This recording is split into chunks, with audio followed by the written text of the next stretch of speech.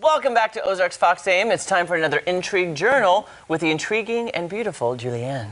Nice to see you. Good morning, guys. Good Well, morning. I have an important announcement to make about the cosmos and a free trip for everybody, so don't go away. Oh, good. Oh, Okay. teasing you. Exactly. But first, we're going to return to the afterlife. This is our third and final segment. We've talked about near-death and end-of-life experiences, people who have faced their own death and returned to tell about it or had a foot in both worlds and describe what they saw just before passing. But there are also stories of the living, those of us who have been either near or far at the time the loved one has passed. So maybe have seen a wisp ascend to the heavens as somebody, their spirit seems to be leaving the body, or somebody miles away has a foreboding sense that something terrible has happened at the very moment their loved one was involved in a fatal car accident or something. Or just the unusual experiences that where something happens, maybe a stranger says something that seems odd or out of context, and maybe the phrasing resembles something your loved one would say. And it's not until later that you piece things together and think maybe there's a connection. Those are the stories I'm talking about. I tried to find a source who had researched this so I could interview them, and I really couldn't find one. What I came to decide was these are stories that are confined to our close network of family and friends. They're not life-changing, but they do offer a sense of peace that the separation is an illusion. And what the viewers at home don't know is that after the cameras would stop rolling on our previous segments, we would share our stories. So that's what we're going to do today. And I think too, when you're sharing amongst friends, you're secure that you're not going to be judged, or they're not going to think you're crazy. Right. So with that, I'll tell my story first. Okay, good. You go ahead. So mine involves my grandfather, Lawrence, and from a very young age, I loved black olives. And he and I always sat together at the table at every holiday. And he thought it would be funny if one Thanksgiving, when I was very young, 6 or 7, he would steal my olives. So he distracted me, pointed, I looked away, he grabbed the olives off my plate.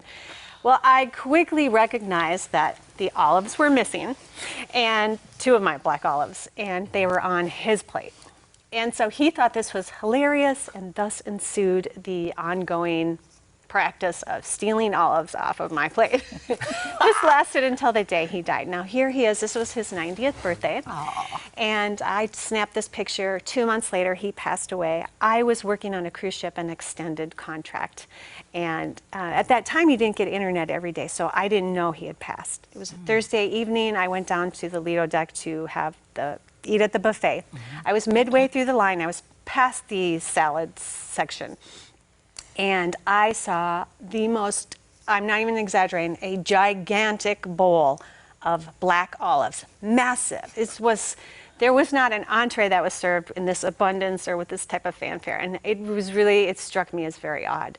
I was happy. I scooped up and enjoyed those olives. Well, 2 days later, I found out that Grandpa passed away on that Thursday. Oh. So to me, that was sort of his Yes. goodbye. Yes. You know? Isn't that amazing? Yeah, isn't that? And have you had things like that happen in your life, or situations where you feel that there was some message from somebody who had passed? Absolutely. For you? Yeah. No, go ahead. Well, No, go ahead. Gosh, I don't want to take up all the time, and I don't know. I have several.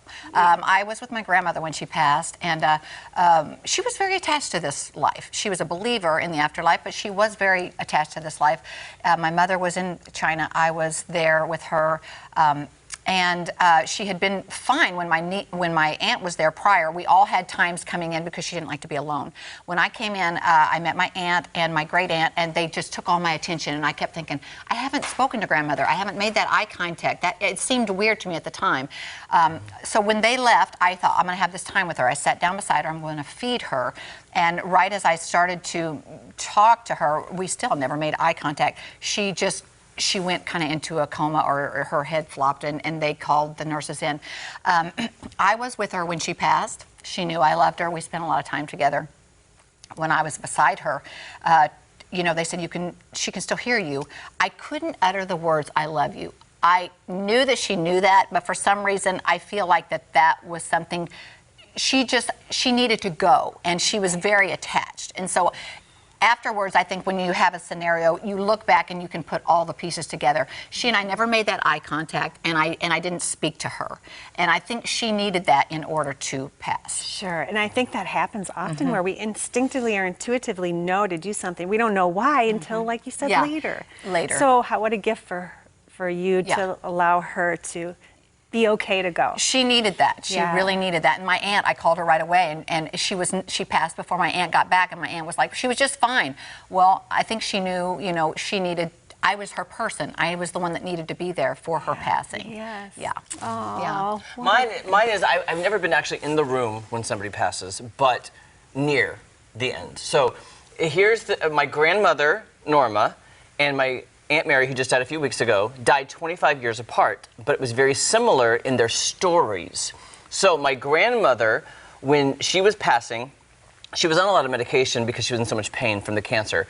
So she would almost be reliving her life in order and thinking she was back, let's say, in the 40s and in the 50s and the 60s. Almost like they say when you say your life flashes before your eyes, we could almost follow it as she was telling these stories that she thought was happening right then. For example, she was a preacher's wife. So she was a great preacher's wife, and they had to have towels for the baptistry. When my grandpa would baptize people, you had to have towels. So I walked in, I'm talking to Grandma, and she looked at me, dead in the eye, said, Grandpa needs those towels for the baptistry. You got to get them down to the church right now. And I'm like, and I tried to be, Grandpa, no, it's like on a Monday. It's not church. She goes, take the towels to the baptistry. So I'm like, okay, so I leave the room, appease her. I come back maybe 3 to 4 minutes later. I walk back in the room, my grandmother sits up and looks at me, she goes, you couldn't have got them down there that fast. There's no way you got them down there. So I'm just saying, I felt like she was reliving a moment from the past. My Aunt Mary passed a few weeks ago, was doing the same thing, talking about going to the rodeo with my grandma Norma, where they would perform. They would perform at rodeos. She's like, we got to get to the rodeo. We got to get Norma and Pearl to the rodeo. They were telling all of these stories. So what I find fascinating is it's almost by the time she got to the last story was the end of her life, and then she passed. Yeah. It's like she was reliving her life until that last moment. Yeah. But here's what's strange too. I mean, it was very close to my grandmother, and I love her so much. That's why I walk for breast cancer every year, is because 25 years later, she is in my dreams at least twice a week. Oh, at awesome. least twice a week. I'm not kidding you. It's been 25 years. Yeah. Every single week, without fail, at least twice, she's in my dreams talking to me. Is that not weird? I love that. amazing. I love that. I mean, 25 years. I still can't get over it because I feel like she is watching me, Right. even though I know she's in heaven. Right. But I feel like she comes back and talks to me. Yeah, she's right there with you. It's like it's a connection still. There is a connection. There's many more stories that we'd like to cover. We don't have, but less than a minute left. Oh, Yes. can I Yes, tell absolutely. Okay, so Mars. Get your pass to Mars. I got mine a while back here. You just have to go to go.nasa.gov/Mars 2020 and fill in your name. What they're going to do is they're going to stencil your name on a chip that's going to go on top of the Mars 2020 rover. So your name can be on Mars. So that's your my free goodness. trip to Mars. Isn't that That's interesting? cool. That is crazy. That's the only way I want to go to Mars. Yeah. Right there. That's right. I know. Now, how long does it take to get to Mars? You know, I think they're going to launch this July of 2020. It's supposed to land February of 2021. So how many months is that? Oh, okay. I was thinking you were going to say like 20 years later it'll finally arrive on Mars. Not quite that long. So 20 yes. years later. That's really cool. So That is everybody very can cool. just enjoy some time on Mars. Well, Julian, can I just say we've enjoyed this we series have because so we are much. believers and we love. And still, the quote that gets me from last time is when Steve Jobs said, "Wow, wow, wow." Oh, That still yes. sticks with me. I had no idea until you told us that last week. Yeah, and if anybody has any stories, go to Intrigue Journal and share them. I think we Yes, have a please. link. Yeah. And maybe we'll have another segment. Oh, on let's it. I do. don't Please, know. let's Thank do. you, There's more to talk Julianne. about. I love Thank it. you, Julianne. We appreciate you. All right, we'll be back to wrap things up in just a little bit. Good stories, though. It's faith affirming to me, you know. Oh, it is. to hear them.